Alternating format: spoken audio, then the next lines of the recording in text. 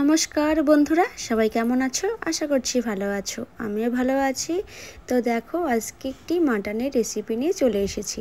তো দেখো, এখানে কিন্তু মাটনগুলো ভালো করে ধুয়ে পরিষ্কার করে নিয়েছি। এখানে দেখো আমি কি উপকরণ নিয়েছি। এখানে নিয়েছি লঙ্কা বাটা, জিরে বাটা, পেঁয়াজ বাটা, আদা রসুন বাটা, পেঁয়াজ কুচি, শুকনো লঙ্কা আর তেজপাতা। এখানে দেখো আমি কিন্তু কড়াই বসিয়ে দিয়েছি, কড়াইয়ে তেলও দিয়ে দিয়েছি। এখন দিয়ে দিচ্ছি শুকনো লঙ্কা আর তেজপাতা। তো তেজপাতা আর শুকনো লঙ্কাটা হালকা ভাজা হয়ে গেলে আমি এখন দিয়ে দিব গোটা জিরে। তো গোটা জিরেটা হালকা ভেজে নেব, তারপর দিয়ে দিব কুচনো পেঁয়াজ।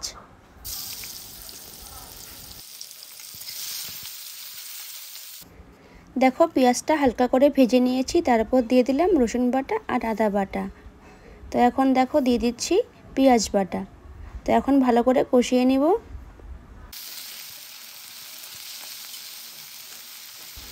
দেখো, মশলাগুলো আমি একটু হালকা ভেজে নিয়ে তারপর এখন দিয়ে দিচ্ছি মাটনগুলো। তো মাটনগুলো দিয়ে আমি কিন্তু ভালো করে নাড়াচাড়া করে নেব।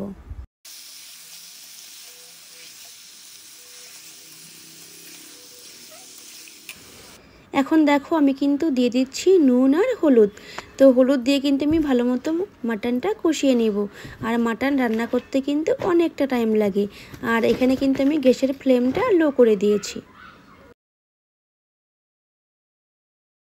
এখন দিয়ে দেব কেটে রাখা আলু আর হলো গোটা রসুন। তো কে কে গোটা রসুন আর মাংসের আলু খেতে ভালোবাসো অবশ্যই কিন্তু কমেন্ট করে জানাবে। দেখো, তোমাদের সঙ্গে গল্প করতে করতে আমি কিন্তু ভুলে গিয়েছিলাম যে আমাকে লঙ্কা বাটা আর জিরে বাটাটা দিতে হবে। তাই দেখো এখন মনে পড়ে গেল, তাই এখন দিয়ে দিলাম লঙ্কা বাটা আর জিরে বাটা। তো এখন দিয়ে কিন্তু 5 মিনিট ভালো মতো কষাতে হবে। তো দেখো আমার কিন্তু 5 মিনিট কষানো হয়ে গেছে। আমি এখন ঢাকা দিয়ে দিচ্ছি 2 মিনিটের জন্য। তো দেখো, মাটন দিয়ে কিন্তু জল ছেড়ে দিয়েছে। যতক্ষণ অবধি এই জলটা থেকে যাবে আমি কিন্তু ততক্ষণ অবধি মাংসটা ভালো মতো কষিয়ে নেব। তো দেখো আমি কিন্তু ভালো মতো জলটাকে শুকিয়ে নিয়েছি। তো আমি এখন আবারও ঢাকা দিয়ে দেব। তো দেখো, ঢাকনা খুলে দেখি জল কিন্তু এখনও বের হয়েছে। তো দেখো আমি কিন্তু এখনও আবার ভালো মতো কষিয়ে নেব। তো কষানো হয়ে গেলে আমি কিন্তু তারপর দিয়ে দেব গরম জল। তো দেখো এখানে কিন্তু মাংসটা ভালো মতো কষানো হয়ে গেছে। আমি এখন দিয়ে দিচ্ছি গরম জল। তো এখন দিয়ে কিন্তু আমি আবারও ঢেকে দিব। তো আমি কিন্তু এখানে ঢেকেও দিয়েছিলাম, কিন্তু সেই ক্লিপটা নেওয়া হয়নি।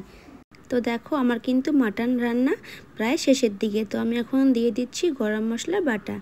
তো দেখো আমার কিন্তু রান্না হয়ে গেছে। তো চলো আমি এখন ঢেলে নেব। দেখো আমার কিন্তু মাটন রান্না রেডি। তো কেমন লাগলো রেসিপিটি অবশ্যই কিন্তু কমেন্ট করে জানাবে। যদি ভিডিওটি ভালো লেগে থাকে তো অবশ্যই আমার পেজটাকে ফলো করে দিও। তো ভালো থেকো, দেখা হচ্ছে অন্য একটি ভিডিওতে। আজকের জন্য টাটা।